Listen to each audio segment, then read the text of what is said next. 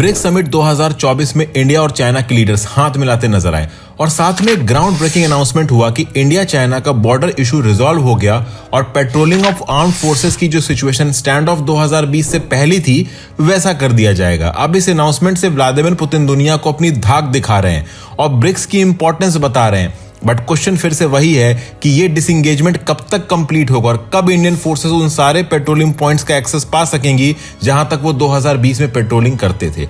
ये patrolling points हैं patrolling point 10, 11, 12 and 13 in Depsang plains and Charding Nala in देमचौक। चारदिंग नल्ला को चाइना में देमचौक रिवर कहा जाता है जो कि माउंटेन्स में स्थित चारदिंग ला पास से निकलती है और वैली एरिया में आके अपना डेल्टा बनाती है। इसी डेल्टा के साउथ में एक इंडियन बॉर्डर पोस्ट थी 1962 में जो वॉर में इंडिया के हाथ से निकल जाती है।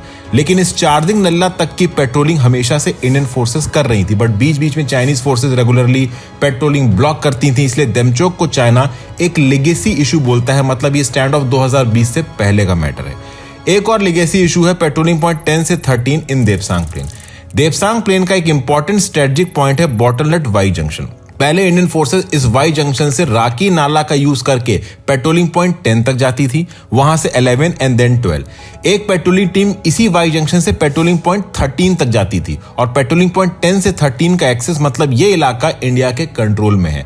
बट वाई जंक्शन पे अपनी फोर्सेस खड़ी करके चाइना ने ये पूरा 900 स्क्वायर किलोमीटर से ज्यादा का लैंड एरिया इंडिया के कंट्रोल से बाहर कर दिया। साथ साथ लाइन ऑफ एक्चुअल कंट्रोल का एक्सेस भी इंडिया के पास नहीं रहा। पिछले 4 सालों में ना जाने कितनी पॉलिटिकल और मिलिट्री मीटिंग्स हो चुकी हैं इंडिया चाइना के बीच, बट चाइना इस एरिया को वैकेट करना तो दूर, इस ऑक्युपाइड एरिया में 15 किलोमीटर का बफर जोन बनाने की बात कर रहा था। मतलब इंडिया का क्लेम परमानेंटली चला जाता है इस एरिया से और line of actual control effectively west की तरफ आ जाती है। अब सवाल यह है कि चाइना ने जो इतने रिस्क और प्लानिंग के साथ 900 स्क्वायर किलोमीटर का लैंड हड़पा है वो सिर्फ व्लादिमीर पुतिन के कह देने भर से और ब्रिक्स को सक्सेसफुल बनाने के लिए इंडिया के साथ सेटलमेंट कर लेगा और वापस चला जाएगा अपने हजारों सोल्जर्स और इंफ्रास्ट्रक्चर के साथ, ये मानना थोड़ा मुश्किल है। हाइप तो इंटरनेशनल मीडिया ऐसी बना रहा है कि इंडियन फोर्सेस ऑलरेडी पेट्रोलिंग शुरू कर चुकी हैं, जबकि एक डेट नहीं अनाउंस की गई है कि कब इंडियन पेट्रोलिंग शुरू होगी और कैसे।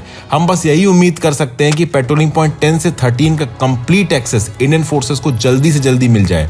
और अगर चाइना यहां भी चालाकी करता है, अपनी बातों से पीछे हटता है जो कि हमेशा से उसकी आदत रही है, तो इंडिया के पास जंग लड़के इलाका लेने के अलावा कोई ऑप्शन नहीं बचेगा। वो ऑप्शन भी बहुत लाइकली है अगर China full scale invasion launch करता है ताइवान के ऊपर, तो उस टाइम इंडिया एक कोशिश कर सकता है कि अपने एरिया वापस लेने की। आपकी इस पूरे टॉपिक के बारे में क्या राय है नीचे कमेंट बॉक्स में जरूर बताएं।